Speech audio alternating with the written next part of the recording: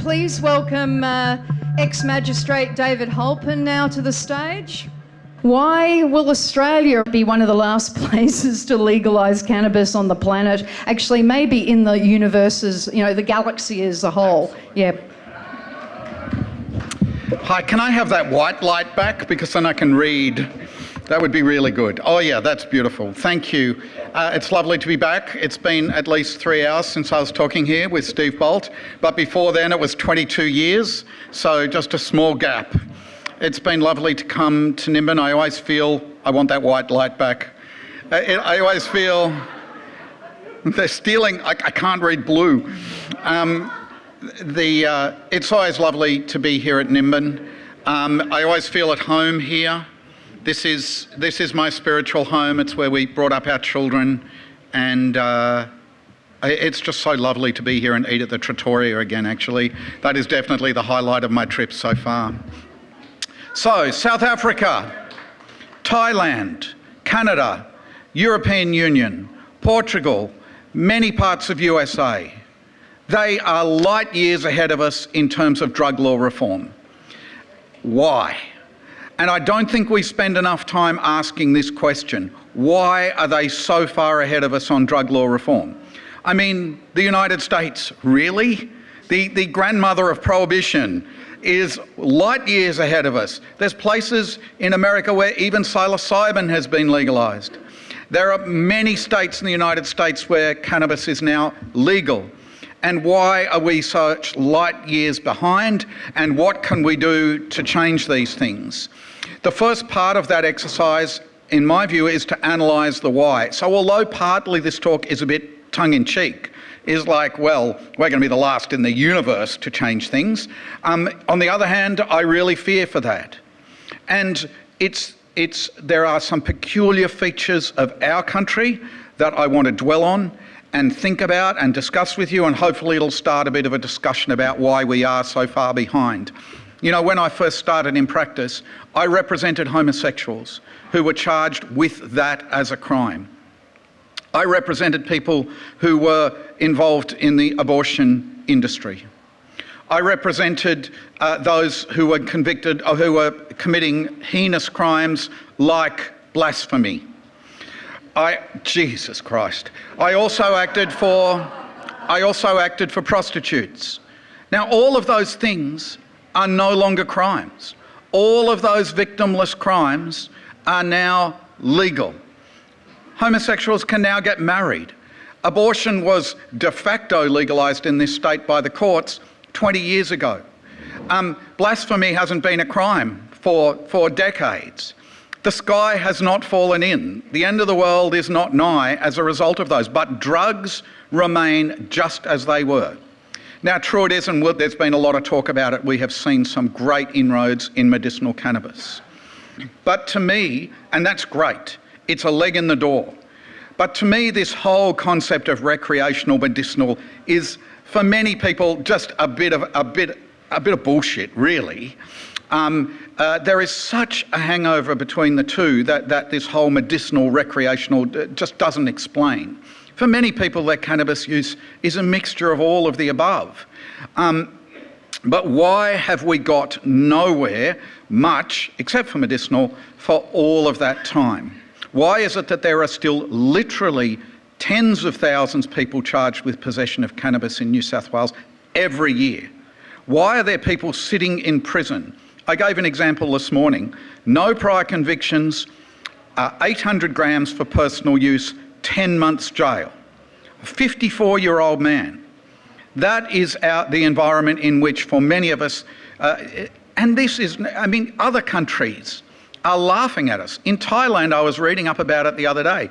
The government announced that the reason they were legalising cannabis is because they really thought everyone should be able to grow up to 6 plants and supplement their income. Well, that's just brilliant. It's called Nimbin. But I'd like to see us get there, and I want to talk about why we're not getting there. In my view, there's 4 principal reasons we are stuck in the 1950s. The first of those is the ALP. The second of those is the police. The third of those, he says, looking at his notes very carefully, is the Murdoch press. And the fourth of those is our political donation system. Now, we have a unique thing that none of these other countries that I mentioned at the start have, in my view, and that is a coalescence of all of them, leading to incredible impediment to changing prohibition. So that's what I want to talk with you about and hear your views on and start a discussion on. So let's start with the ALP.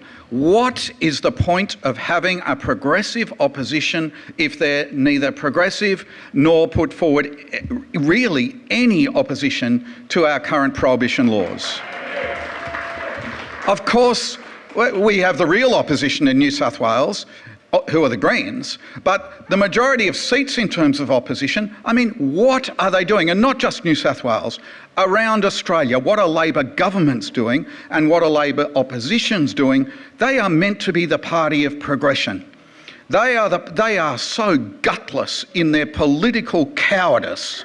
They sit there day after day taking their salaries and quietly they'll come up to you, particularly as a magistrate, and say, oh, look, of course we want the law to change, don't we all? But they've not got the courage to do it. They fear electoral consequences of their actions. Well, in my view, it's better to die by your beliefs than crawl along on the ground like a dog to the Murdoch press. And that's what's happening. And you know, backbenchers do speak out, and there are some excellent ones in the Labor Party who speak out about drug law reform. Rose Jackson stands out in New South Wales. But when they get into government, they are silent. And the front bench in opposition is silent on drug law reform. And let me tell you, that is not the case in each of those other countries that I mentioned. The progressive parties were progressive on law reform, on drug law reform. In Canada, in South Africa, in the EU, in many of the states of America that have changed, there was an opposition or a government, broadly like our Labor Party on the left, who were prepared to speak out. So the first reason that I think we're getting nowhere is because the Labor Party is just gutless on this issue, and we need to give them a kicking for it, an electoral kicking. It is appalling. It is no wonder that in in Western Australia, there's 2 members of the upper house solely on a cannabis law reform policy. It's no wonder that, I think people actually can tell this bullshit line of Labor that, you know, on the quiet, well, we're all progressive and we're all in favour of drug law reform, but we never do anything about it. Just recently in New South Wales, and I'll come back to this example a few times, we had a series of 2 important inquiries calling for decriminalisation of drugs. We had a series of inquests into deaths at festivals by Deputy State Coroner Harriet Graham. We also had the ICE inquiry. Millions and millions of dollars of one of the best inquiries, hand-picked person, Dan Howard QC, by SC, by the Liberal government. They hand-picked him to run it. I think they thought he would be a safe bet. But lo and behold, the ICE inquiry called for decriminalisation of drugs, of all drugs, ICE as well as cannabis. Same with the coronial inquests into the death of people by taking ecstasy or not at festivals. And what was, you expect the Conservatives to be sort of wussy Conservatives. That's what you expect of them. And that's what they did. They said, we're not going to follow any of this. Where was the Labor Party? Where were they in this debate? Either at the coming down of the inquests or at the handing down of the ICE inquiry. They were dead in the water. They were silent. They said nothing. And unless the main progressive opposition is going to be progressive on drug law reform, I fear for the future. And I don't see any sign of Labor changing their minds. I mean, how about Western Australia's latest election? Labor, I can't remember the numbers, forgive me, but they won a shitload of seats. The opposition has something like 2. Now here's your chance. Go Western Australia. You could actually do what you've been saying quietly you want to do for a long time about drug law reform. What are they doing? They're saying that part of the reason for the shutdown in COVID is to stop drugs coming from the eastern states to Western Australia. I mean, really? Is this what we can expect? Where's the drug law reform in Western Australia? Now that you've got an unassailable majority, where is it? Nowhere to be seen. And so that is reason number one that I fear we will be the last country in the universe to actually legalise drugs, or legalise cannabis, because we've got no effective opposition. Now, I do want to spend a little bit of time saying that there are two shining lights of exception to this. One is the Greens, of course, who have sensible, logical policies on drug law reform and lead the charge in every state in Australia on this. Secondly, we have what's happening in the ACT. Now, that's pretty exciting. And perhaps I will be proven wrong in my tongue-in-cheek title. Maybe the infection of the ACT will spread out to the rest of the country. Haven't seen any sign of it yet, but maybe so. The second reason that I want to talk about is the police themselves. You know, recently I was asked, well, aren't you afraid the way you bag out the police? Well, I am, actually. I am afraid. I do get fearful that I will be targeted, like many have before. And I pay tribute to Julian Assange's father's here, a classic example of what happens if people speak out. So yes, I am afraid, but this is a story that has to be told. Remember, I was talking about the ICE inquiry just a moment ago and the coronial inquests. Into both of those inquiries, the ICE inquiry and the inquests, the police were legally represented and they made submissions. Their submissions were given a bollocking by both the Commissioner of the ICE inquiry and also by Deputy State Coroner Graham. They were rejected and they came to a much more sensible, expert-driven conclusion that decriminalisation or legalisation would actually save lives.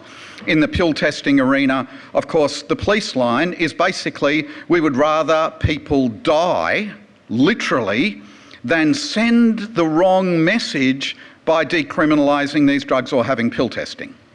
And the police submission to the ICE inquiry was don't decriminalise, don't change the law. Now that's fine, they're entitled to make submissions to these inquiries. They were invited to do so. Then the inquiry came down. And on pill testing, the Labor Party, oh my God, they found some bravery. They said, well, let's actually just support a small trial. Liberal Party said, no, we're not going to follow any of the recommendations and we're certainly not going to decriminalise, and Labor was with them on that. What did the Police Commissioner do? What's the role of a public servant at that point of time? The role of the public servant at that point of time is to shut up. Just like it was for magistrates and judges, just like I had to do for 22 years. You don't speak out about drug law reform or against drug law reform because your job is to do what Parliament tells you to do. That's what the police should do. And there's a really important reason for this, and it's about the fragility of democracy. If police, particularly the Commissioner or the Deputy Commissioners, speak up and say, don't change the law, don't introduce pill testing, don't decriminalise drugs, like both these sets of inquiries said to do, then suddenly the government is in an impossible position. The law enforcer, the head of law enforcement is saying, don't change the laws, and of course the government will never go against them. They'd have to, presumably, the Police Commissioner would have to resign if the government did something that they are avowedly against. And what did the Police Commissioner say about, and his deputies say about decriminalisation? We will never support decriminalisation. What, as though they're the government? As though they are the people who are making the decisions? As if they speak for all police officers? Just like every other public servant, if they want to leave the police and join politics and start writing a column for The Telegraph, they can do that. But they can't speak out on public policy issues like this and and our democracy remain intact. Because if the police take a line, it stymies, it castrates the government in their decision-making process. Because what are they meant to do? Go say to the police, well, you've got to enforce a policy that you have spoken out against? So, Going back to my point about these other countries, South Africa, Thailand, Canada, the EU, Portugal, and most of the states many of the states of the United States, what have they got in common? They all had police services that were pro-drug law reform. All of them. And that is part of the story. When I say pro, I mean they weren't actively speaking out against it. And take Canada and Portugal, for example, they were actively supportive of the government proposals. They didn't stand in the way. Now, you can't imagine that happening here. I can't. It's almost as though a prerequisite for the Commissioner's job is to be so anti-drugs. Now, we know why the ALP is anti-drug law reform, because they're scared electorally. Why are the police so anti-drug law reform? What is it about them? So let's have a little careful look at what happens. Every year, the police get a budget. They get a number. They're one of the few agencies where they get one number, X billions of dollars, and how they spend it is up to them. If they want to have 30 or 40 or 100 police in the local area totally dedicated to helicopters and drug action and drug squads, they do that. And if they want to have only 1 or 2 on child sex offences, they do that. They determine their priorities. Why do they spend so much on drugs? Why do they focus so much on drugs? What's in it for them? Well, going back 20 years, I suppose, I believed it was totally about corruption. And I think going back 20 years, certainly when I was in practice here, there was a lot of corruption in terms of police actually making money out of drug law. I mean, I think we've all seen that through the Royal Commission that was held about that time. So what now? Why are they so in favour of and put so much attention to and speak out against any drug law reform? Well, I think part of the reason is it's a lot more fun. It's a lot more fun to have...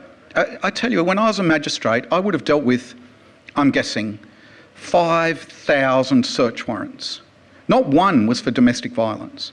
Not one was for child sexual assault. They were all for drugs. Why? Why are the police choosing to pay so much attention, and why are they so against drug law reform? I think it is because there is entrenched power in the specialist units that deal with that. I think it's because it's much more fun than policing domestic violence and child sex offences and things people actually care about. I think also there's an incredible envy that I picked up over the years about all these hippie bastards making money out of cannabis, and we have to pay our rego out of our pay, and, you know, Michael Balderstone just pays for his rego out of his crop every year. You know, that sort of attitude pervades the police. But so I think that we need to spend a lot more attention on the why, and I confess I don't think I've got my head about it, but universally around Australia, the police are against drug law reform, except, weirdly, the Australian Federal Police. I can't work out why. They seem to be quite supportive of what's happened in the ACT. They could be jumping in and doing stuff like I imagine they would if the same situation was here. But at least in the States, I see the police as being a major roadblock to drug law reform. And they always have been. And let's just have a look at the evidence here today. Who drove here today? You know, what is the point of the buses as you come into Nimbin? We know it's not about road safety. We talked about that this morning. We'll talk about that this afternoon. This is about... They know that it affects this festival. They know that this is a way of thumbing their nose at what we're doing here, and that is targeted at law reform. That's what it's about, and the evidence is plain for us all to see. Everyone who got tested on the way in, I got waved through. Hallelujah. Okay, the third factor is the impact of the Murdoch press. I also should say I don't really think these factors all exist in isolation. There's a really complex relationship between the Murdoch press, the Labor Party, which I talked about before, and the police, which I talked about before. With the Labor Party, they are scared of the Murdoch press. Remember the ICE inquiry. What happened with the ICE inquiry was there was a recommendation for decriminalisation of drugs, all drugs, in New South Wales. So the Liberal Party decided that they would put up a minor and pathetic, I won't go into the details, but just such a small little step in that direction that it's almost infinitesimal. What was the Murdoch press's reaction? It was to put all those cabinet ministers' photos on the front page of the Daily Telegraph with the headline, "Bunch of Dopes." Very funny, double meaning, dope, dope. But that was their reaction.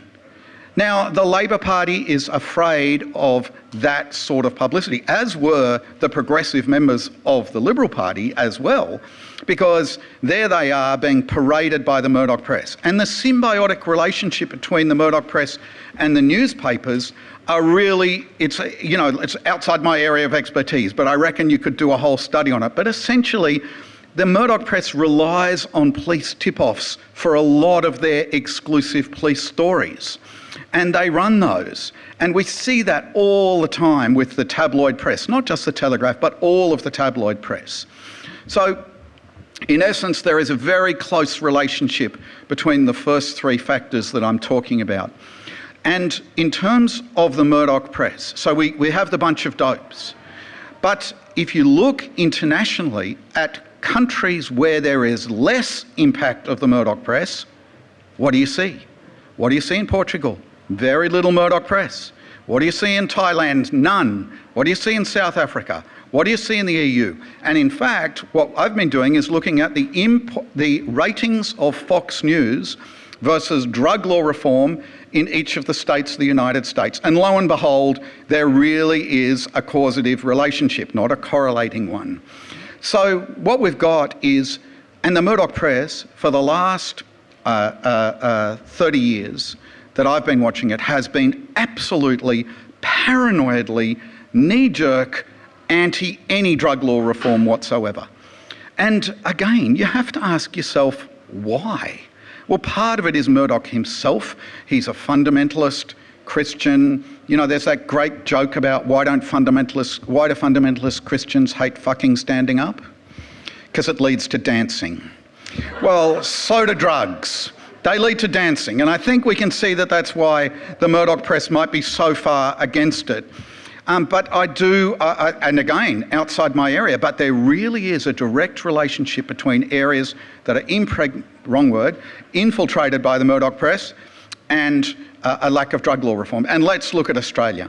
We have the most, every major daily in the capital cities except the Echo, brilliant columns. No, except Canberra. Well, how about that? The only place that's going to have, that has legalisation. So I think the import of the Murdoch press cannot be underestimated. Now, if you've got these three factors together, gutless opposition Labor Party, police commissioners completely opposed and prepared to step out of their box on an issue of public policy and oppose any drug law reform, and you've got the infiltration of the Murdoch press that we've got. So far, I think we've got a unique recipe for no drug law reform ever. Now, let's add the fourth factor. The fourth factor is our opaque political donation system. It's really hard to work out exactly who's donating what, but we do know that the pharmaceutical industry, we do know that the alcohol industry are huge donors to political parties, through clubs, through direct donations. We do know about Australia's relationship with alcohol generally. And the alcohol industry, if I can start with them, love their monopoly of mind-altering substances. They've got a monopoly.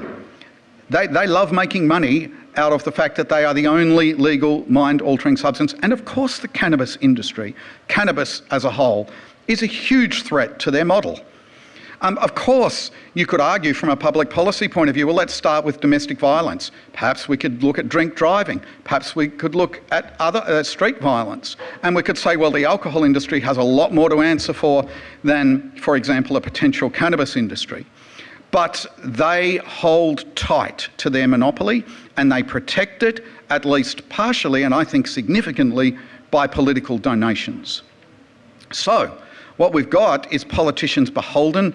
He who pays the piper calls the tune, and we can see that, I think, in the reluctance of politicians to go near drug law reform, thereby alienating the alcohol industry. And of course, the alcohol industry in Australia is directly, you go down the pub, apart from the people in it, and apart from the alcohol being served, what is the dominant feature you will see, tucked away in the corner room, is the gambling. So we have alcohol, gambling, huge amounts of money being made, and cannabis is a threat to that huge amount of money. And therefore, yet another factor. Now, the pharmaceutical industry. You know, one of the really interesting things about the whole drug driving debate is that where people start using medicinal cannabis, what do they reduce? By more than half. Pharmaceutical drugs. So no wonder the pharmaceutical industry is, except those who dabble in cannabis, of course, are totally against or totally in favour of drug driving laws as we have them. I mean, it literally is protecting their industry and the alcohol industry. There are many people who used to say to me in court, oh, well, I've been busted drug driving, I'm now going to have to go back to drinking. Or go back to my opioids, or go back to my Valium, or my benzodiazepines, or my barbiturates. They're the drugs that they will go back to. Funnily enough, and I mean, we'll be discussing this tonight, of course, none of those drugs have a detection level. It's only cannabis and other so-called illicit drugs that do. There's no detection for opioids that leads you to trouble. So when you look at the pharmaceutical industry and the alcohol industry as having skin in this game, and the level of power that they have by way of political donations and otherwise, and you look at the police commissioners, and you look at the Murdoch press, and you look, what was the other one? The ALP, then I'm like thinking, that's hence the topic of this, we are completely stuffed. We are not going to get drug law reform unless we change things. Now, the medicinal cannabis industry is being strangled by two factors. And it's certainly not without the brilliance of the kind of people that I've been speaking up here with over the last few months. And of course, Dr. Tay, who was here before, and people like Dr. Alex Wodak have been talking about this for years. But the medicinal cannabis industry is being strangled by two factors, in my view. The first is drug driving laws. I don't actually believe you can have a functioning medicinal cannabis industry, a profitable medicinal cannabis industry in Australia with the drug driving laws as they are. I mean, how many people in this room can honestly say, I don't need my licence, I can afford not to drive, it's all fine? Is there anybody in that position? I don't think there's too many people who meet that criteria. And yet they are just about the only people who can safely use THC without risk. Yes, and we don't have public transport here. Yeah, that's right. So the medicinal cannabis industry is being strangled by that factor. And that was never a factor, for example, in the United States. It's still, because they have such different laws there, it still was never a factor. It's not a factor in places like Portugal. It hasn't strangled the medicinal cannabis or the recreational cannabis industry there because they have a much more realistic approach. That's the first way. And the second way is cost. We all know that cannabis is not available on the PBS, and we all know I was in a meeting with the then Shadow Minister for Health, who said, well, of course it should be on the PBS. Yes. Wouldn't speak out publicly about it, wouldn't do anything about it. And while it remains off the PBS, I don't know why the lighting's changing so much, but I'm sort of getting into the groove for the dancing tonight. But if it's not on the PBS, it's not available to a lot of people. And I mean, let's face it, if it was on the PBS, I imagine the hemp embassy would have little work to do, and they could go back to growing actual vegetables. So we are being strangled. The cannabis medicinal industry, I think, is being strangled by those two features, and it fits this agenda. The drug driving laws are so stupid and so illogical. I mean, imagine the fact that there is pushback to having those with prescriptions not bound by this law. If they could prove that that drug was being used, that their prescription was the drug that they were using, still bound by that stupid law. I mean, where's the logic in that?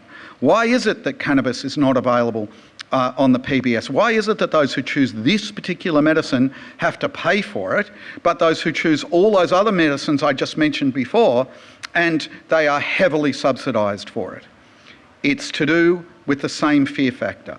It's to do with the ALP being scared, and all politicians being scared of the Murdoch press. It's to do with the police commissioners and the fact that the police service literally, I'm not talking about individual police, literally make money out of the drug driving regime, in the sense that every test they administer, they are paid by road safety. So we have, I think, this confluence of factors that are really going to, that are a roadblock to drug law reform in this country. And unless we can, I think if we could remove one of them, we could move forward. But with all of them, I don't think we can. So if we could convince the ALP to just be progressive in this area, to have some guts and stand up for change, maybe if there was a valid opposition, all of those where Labor Party is in government, then we could see change. If somewhere like Western Australia or Victoria actually did something, or Queensland did something. I mean, in my own mind's eye, I don't know about anyone else here, but in my own mind's eye, I cannot see it. I just can't see Anastasia Palaszczuk or Dan Andrews or Western Australia standing up and saying, yep, we're going to actually legalise drugs. We're going to legalise cannabis here and decriminalise possession and et cetera, et cetera. I can't see it. But if we could achieve that aim, we maybe could get there. If we had one police commissioner around the country who would stand up and say, this is insane. This is a waste of our resources. For goodness sake, let's grow up and change the laws a bit. If we had someone like that, or even someone who was just not prepared to oppose change, then maybe we would see some good. If the Royal Commission gets up on the Murdoch press and there is some sort of deconcentration of that model, then again, maybe we could see some change. And if we had a transparent rather than opaque donation system for our political sphere, then maybe the influence of Big Pharma and the alcohol industry would be decreased. But in the absence of any of that, my prediction, I know, we've had two predictions here today. Dr. Tay just said, I think he said 8 to 10 years, he thinks, we'll have legalised cannabis. That's possible. Steve Bolt this morning said, I think 12 months, 2 years. Good on you, Steve. You know, it's a bit like living in hope of getting a park in Byron Bay. You know, you always hope you're going to get there, but you still end up driving around the block. That's what so I hope that they are right in their predictions, but I fear that they're not. So really, the idea of this talk was as a discussion starter, so that people can start thinking about these ideas. I can tell you that I'm continuing to research the Murdoch press correlation. I'm also researching the police, particularly the police approaches in places like Canada and Portugal, where they were just totally in favour of changing these silly laws. So those are ongoing areas of research, but I'm really happy to hear thoughts, and maybe if we can change the lighting a bit, I'll be able to see people, and questions or very brief comments would be appreciated. Thank you very much.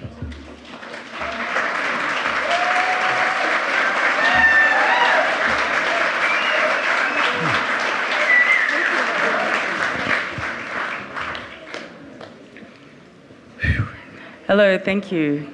I think this information needs to get out on a wider scale, and I'm so grateful you're here today. I've been overseas a really long time. I've come back because of COVID, and I'm learning what Australia's doing. I'm quite shocked. And I'd like to ask two questions about the law. Do we have, like what they have in America, a class action case? And can we go to the High Court in Australia and have the law changed at the legislative or constitutional level? Is that still available like it was when I was born? To answer the first question first, do we have... Sorry, what was the question again, the first bit? Could we do a class action suit again? Yeah, class action. We do have class actions, but they're really for negligence. They're really when somebody causes you harm. Yeah, and they don't override legislation. So when you've got Parliament, which is the ultimate authority in our country, determining that there shall be a law that makes cannabis unlawful, and the police apply that in their own way, then really there's no opportunity that I know of for class action. And I should say, if there was, then I think it would have been, that's beautiful. That lighting's perfect. It would have been done. As for whether the High Court can change it, no, they're the same. We do, of course, have referendums that are available, but the political parties have to put up the referendums, and that's not going to happen either. So there's no point going to judges in the High Court and saying, please, this is just completely stupid, can you change the law? Because that won't happen. So short answer is no and no. Sorry. Good question. Yes. Oh, an ex-client. Yes. Hello, David. My name is Sage, and I have, as you know, a rather loud microphone. But as you know, I have a number of relatives in the United States, and some of them are in states that went early to decriminalize, like Washington State and Colorado. What happened after that was quite instructive, because we know the power of greed. Much of what you're talking about is a greed factor, especially when it comes to the pharmaceutical industry. But politicians also are subject to greed. And what happened there is that when the tax money started rolling in for the cannabis, the legalized cannabis, then all the other politicians said, well, why don't we decriminalize too and get on the gravy train? Can that not happen here? Yeah, it's a really good question. Of course, the answer is yes, and it's something we need to be cautious of. The commercialisation of the industry is not my model.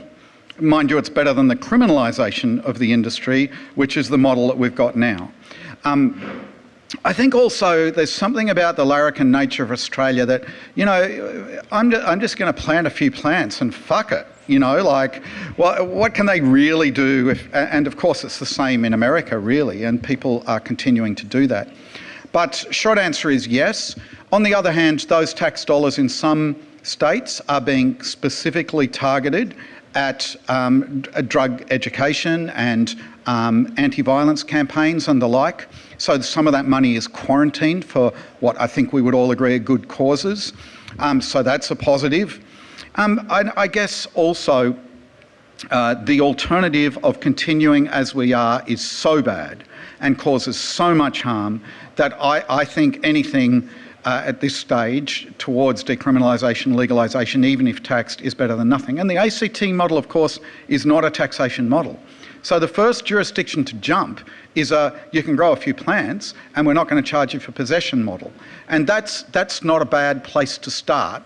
Probably better than the corporatisation in the United States. I also think that the United States is really illustrative for this reason. They, of course, have had a much greater problem with opioid overdose than we have.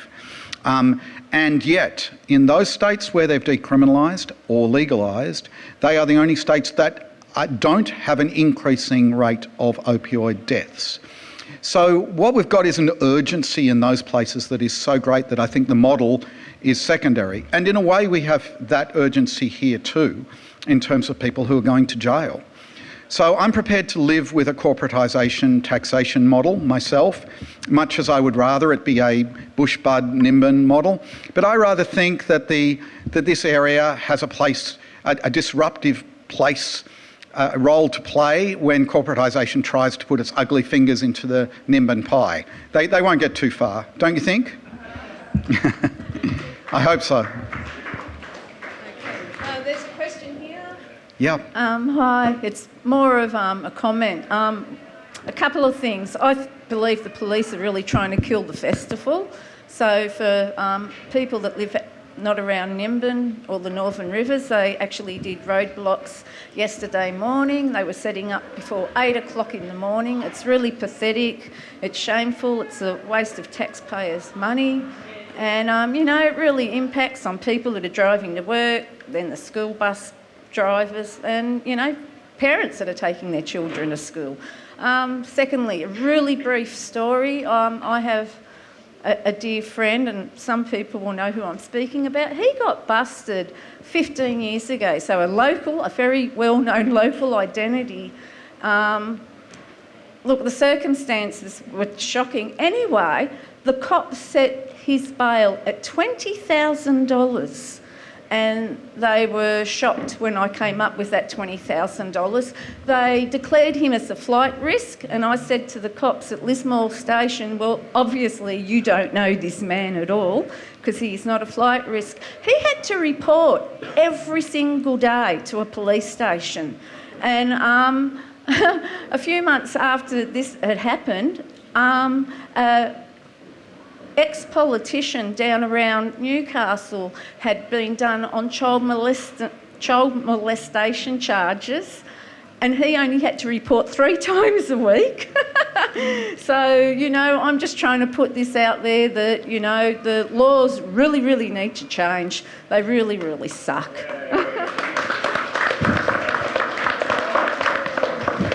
Well, I entirely disagree with your last comment. No, I'm joking, really. Gotcha, though. Yeah. Question at the back, Dr. Jiggins. Look, fantastic speech, David, and I really think you're right about all those things, particularly the Murdoch media. You were talking about the Royal Commission into the Murdoch media that Rudd was going for, Turnbull was supporting him. But there's already the Senate inquiry into media diversity, which we've been following on Bay FM, and there's a lot of stuff has come out in that about the Murdoch media. Turnbull was really good on that. He said that they'd changed from being a media organisation to a political party, more or less, and that the dominant political force in Australia wasn't the Labor Party or the Liberal Party or the Nationals, but the Murdoch monopoly. And it really is important that they do play that role, as you said. Of the 4 things you mentioned, I think possibly there's one you did possibly omit, which is the 5th one, which is the power of the US state. If you look at what happened to the heroin trial, that was US pressure which stopped that.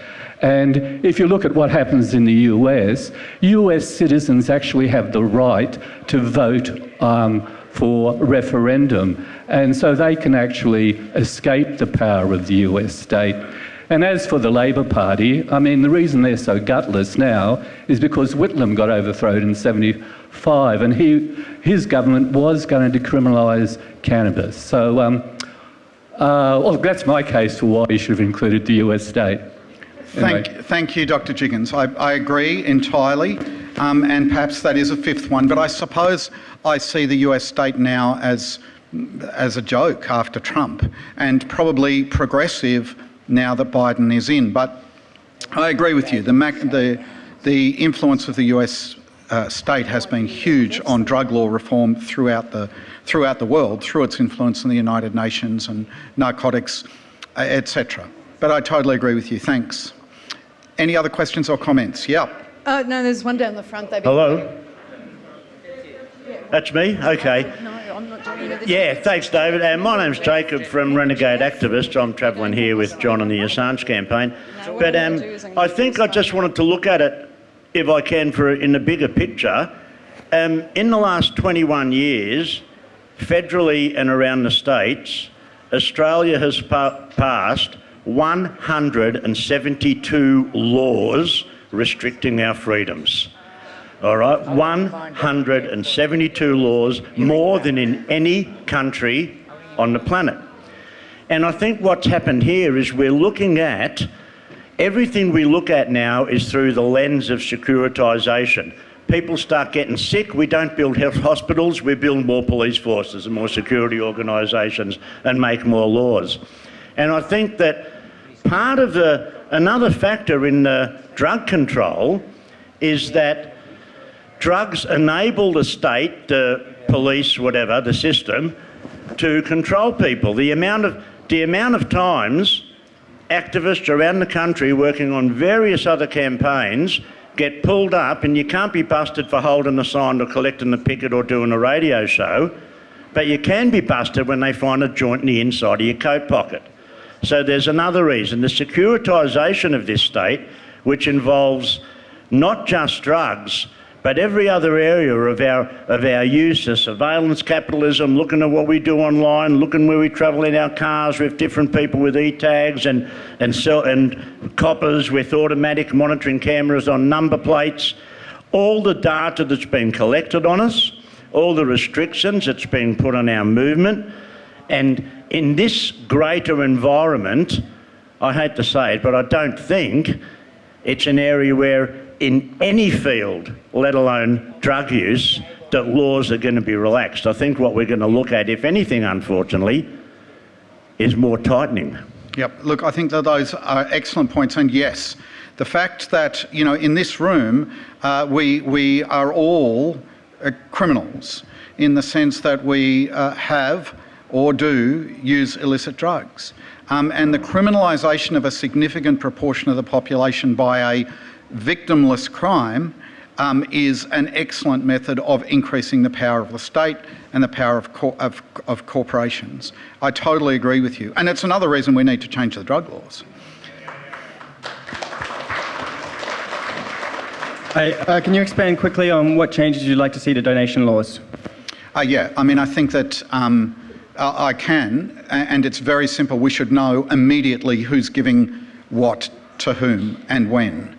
And just the immediacy of donations and the see-throughness of them would make a huge and significant difference. It's not an area of specialisation of mine. I think we've got Kate Furman is here, and I'm sure she'd have some much more knowledge on that than me. Similarly, David Shoebridge, I think, is speaking tonight, and from the Reason Party, we have a representative as well. They would be much better on that than me. But suffice it to say, if we had, I don't think we should ban them all, but if we had immediate knowledge of who was giving what to whom, then that would make a really big difference, rather than this massive delay, all sorts of machinations of how you can hide it. Sorry, if you've got a question, please speak into the mic. Hi, David. Thank you very much. You really opened up my mind to other avenues. I have a criminal record, and I was in jail a bit of time. And one thing that I noticed, which might add to what you have been saying, is that the whole jail system is a multi-million-dollar business. The gardeners, the court cases, all those sort of things, the people who drive the prisoners to the courts and everything. And when I was in there, it was they had a government printing press. They had people who just worked for the government for $9 a week. Now, with everything you've said, and from what I've experienced, and I'm sure everyone here's experienced a whole lot of other things, in your view, from what you've experienced, being in the courts and all that, what can us as humans do to change this system in a positive way? Yeah, well, it's pretty depressing to think that, I don't want to answer this in a negative way, but I will start off negatively. I mean, the first speech I ever gave on drug law reform was standing in exactly the same spot I'm standing now, at the first MardiGrass, in this hall. And we were arguing the same shit, and we're doing it again. You know that meme that, you know, why do I keep having to argue about the same shit over and over and over again? Well, it just feels like that in a way. We are banging our head against a brick wall. But remember, I said that list of things that were crimes when I was in practice, that were crimes back then: homosexuality, prostitution, blasphemy, abortion. Each of those victimless crimes have succeeded. We have succeeded in change. We, as a community, have succeeded in change through long-term lobbying, through maintaining the rage, through civil disobedience like the hemp embassy. Back then, it was the middle of the AIDS crisis, and there was a bunch of gay women who would come up here to Nimbin every week and pick up concentrate cannabis to take down to people who are suffering appetite, etc., loss from HIV, AIDS and the medication associated with it. So this is a long fight. And a lot of people have put their liberty on the line and actually gone to jail for their beliefs. And what choice do we have but to continue to speak, to continue to fight, to continue to lobby politicians, organisations like Drive Change that I'm involved in, supporting those politicians who actually do stand up for our beliefs? What choice do we have but to do those things? We don't have any choice but to do it. And the reason is this, twofold. Number one, it might lead, and it will lead to change eventually. But number two, we can't live with ourselves otherwise. I mean, that's the truth. If we don't speak out and continue to be activists, we just can't sleep at night. I mean, I suffer, not anywhere like what Julian Assange suffers, but I suffer his deprivation of liberty daily. I suffer the deprivation of liberty of those people who are in jail for cannabis offences. And long may I suffer, because I suppose if I turn and walk away and just become another corporate lawyer, well, I'm just a wanker. So my short answer is, you just have to keep plugging away because there is no choice. Thanks for the question. Thank you. Thank you very much, David. We're going to wind that up now.